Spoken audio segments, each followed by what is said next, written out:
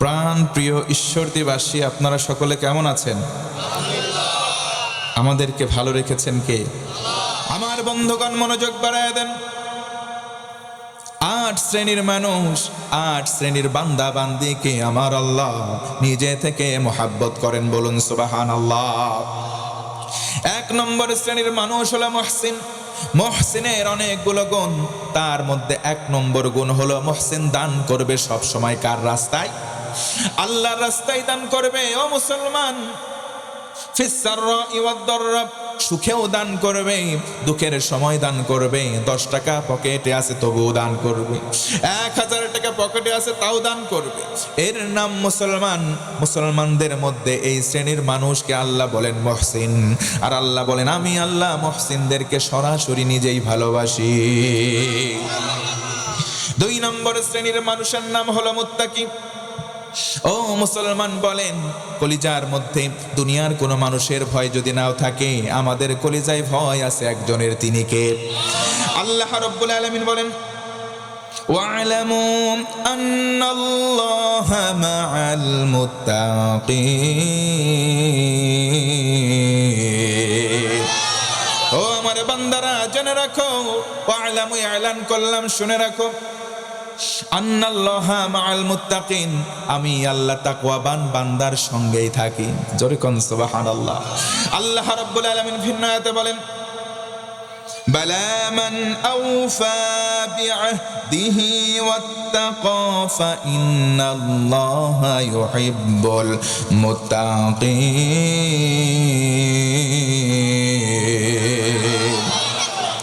আমার আল্লাহ বলেন, ও নবীজি, অবশ্যই আপনি ইনসাফ ভিত্তিক বিচার করবেন, আপনি ন্যায় প্রতিষ্ঠা করবেন, কলিজার মধ্যে ভয় রাখবেন আমি আল্লাহর। আর আমি আল্লাহর ওয়াদা, নিশ্চয় আমি আল্লাহ মুত্তাকি বান্দাকে ভালোবাসি। জোরে বলুন সুবহানাল্লাহ। ৩ নম্বর শ্রেণী তারা, যারা আল্লাহর উপরে একমাত্র ভরসা করে, যারা হলো তাওয়াক্কালতু আলাল্লাহ করে। আল্লাহ রাব্বুল আলামিন বলেন, ওয়া'ফু আনহুম واستغفر لهم وشاورهم في الأمر فإذا عزمت فتوكل على الله إن الله يحب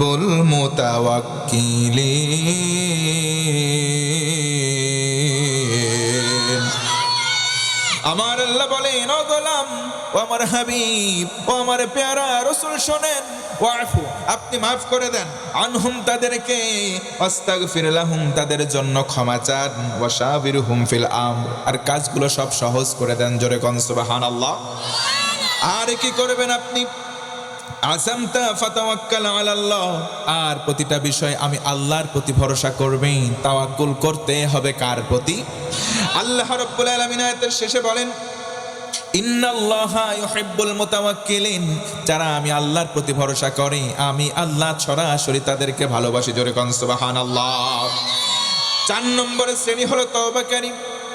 ও মুসলমান, বলেন, পাপ করার পর তওবা করার দরকার আছে না নাই? আমাদের কম বেশি ছোটখাটো পাপ আছে না নাই? আল্লাহ রাব্বুল আলামিন বলেন, ইন্নাল্লাহা ইউহিব্বুত তাওয়াবিনা ওয়া ইউহিব্বুল মুতাতাহহিরিন। আল্লাহ তাআলা বলেন, ও গোলাম, ৪ নম্বর আর ৫ নম্বর শ্রেণী হলো তারা, যারা হলো তওবাকারী আর যারা পুত এবং পবিত্রতা অর্জনকারী, আমি আল্লাহ সরাসরি তাদেরকে ভালোবাসি। জোরে বলুন সুবহানাল্লাহ। কেউ যদি তওবাকারী বান্দা হতে পারে, আমার আল্লাহ বলেন, গোলাম, তুমি যদি তওবার মতো তওবা করতে পারো, আমি আল্লাহ তোমার জন্য সারপ্রাইজ দিলাম। জোর গলায় বলুন সুবহানাল্লাহ। আরো জোরে একবার আল্লাহু আকবার।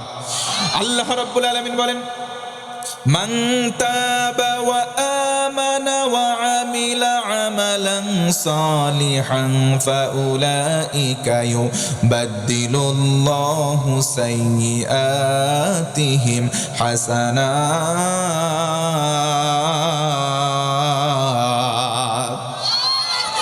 আল্লাহ রাব্বুল আলামিন বলেন, মান তাবা ওয়া আমানা, যারা তওবা করবে, ঈমানটাকে মজবুত করবে, ওয়া আমিলা আমালান সালিহা, নেকের কাজ করা তা জারি রাখবে, ফাউলাইকা ইউবাদদিলুল্লাহ, আমি আল্লাহ বদল করব সাইয়্যাতিহিম হাসানা, তাদের জীবনের সব গুনাহগুলোকে নেকি দ্বারা পাল্টিয়ে দেব।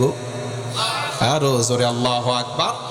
এই জন্য মুসলমান বলেন তো তওবা করার প্রয়োজনীয়তা আছে না নাই? আরো জোরে বলেন আছে না নাই? 6 নম্বর শ্রেণী হলো ন্যায় বিচারকারী। আল্লাহ রাব্বুল আলামিন বলেন, ওয়া ইন হাকামতা ওয়াহকুম বাইনাহুম বিল কিসতি ইন্নাল্লাহা ইউহিব্বুল মুকসিতিন।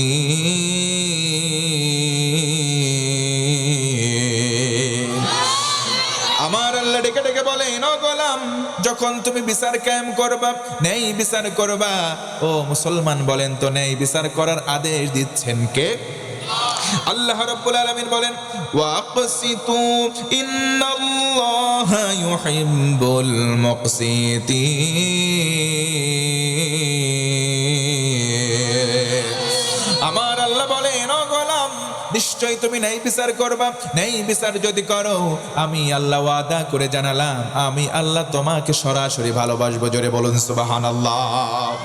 7 নম্বর কারণ হলো, যেই ব্যক্তি আল্লাহর কাছে প্যারা হতে চায়, মহাব্বতের হতে চায়, 7 নম্বর কারণ হলো রসুলের অনুসরণকারী হওয়া লাগবে।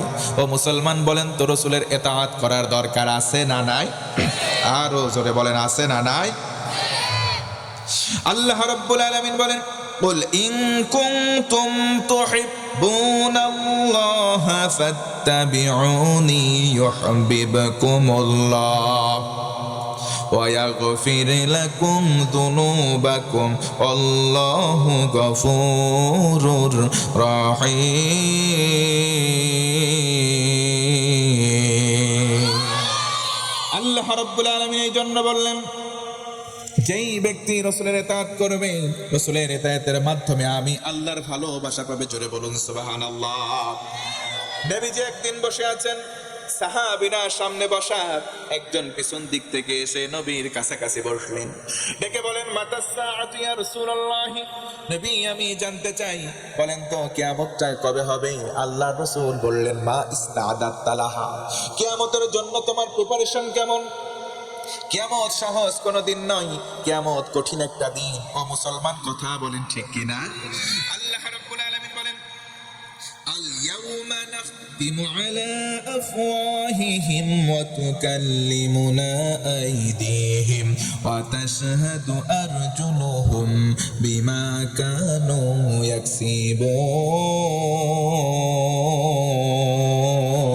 ইয়াকসিবুন।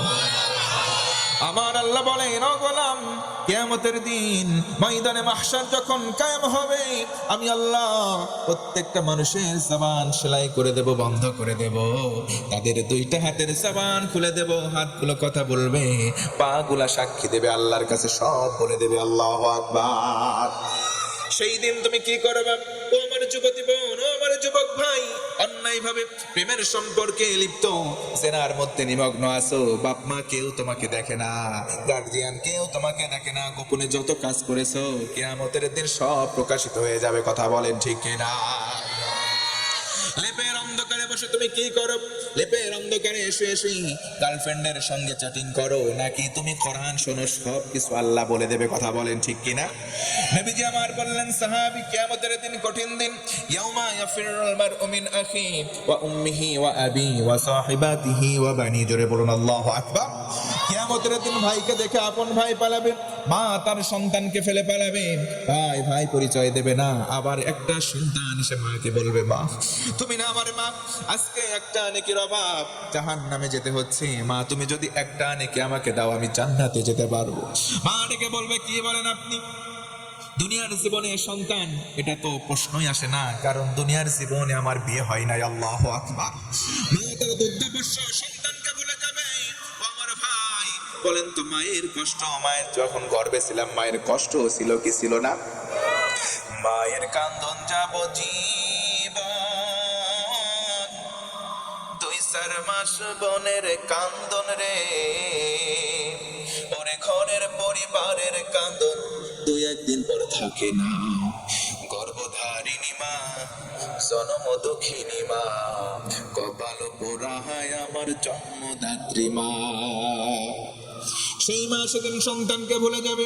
আমার রাসূল বলেন, ও আমার উম্মত, আমার সাহাবী, কেমন প্রিপারেশন নিয়েছো আগে বলো। কিয়ামত কঠিন দিন, এটা সহজ কোনো দিন নয়। জোরে বলুন আল্লাহু আকবার। সাহাবী বললেন, ইয়া রাসূলুল্লাহ, তেমন কোনো প্রস্তুতি নেই।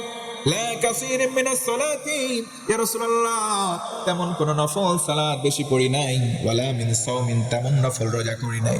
ওয়ালা মিন সাদাকাতিন, তেমন দান করি নাই। তবে ইয়া রাসূলুল্লাহ, আমি একটা কাজ করছি, সেটার নাম হলো ইন্নী উহিব্বুল্লাহ ওয়া রাসূলাহু। আমি আমার কলিজার চাইতে বেশি ইয়া রাসূলুল্লাহ, আল্লাহ এবং রাসূল এই দুইজনকে মহব্বত করেছি। একটু জোরে বলুন সুবহানাল্লাহ।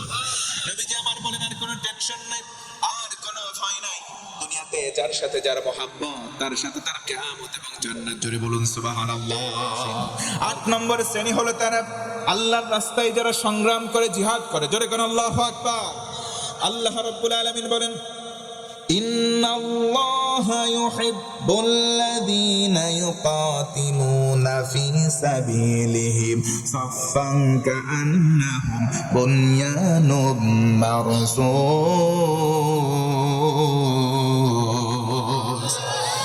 আল্লাহ রাব্বুল আলামিন বলেন, ও গোলাম, আমি কাদেরকে ভালোবাসি জানো? 8 নম্বর শ্রেণী হলো তারা যারা আমি আল্লাহর রাস্তায় সংগ্রাম করে সীসা ঢালা প্রাচীরের মতো শক্ত অবস্থানের মাধ্যমে। আল্লাহু আকবার। এই জন্য বলেন তো, ইসলামী আন্দোলন করার দরকার আছে না নাই?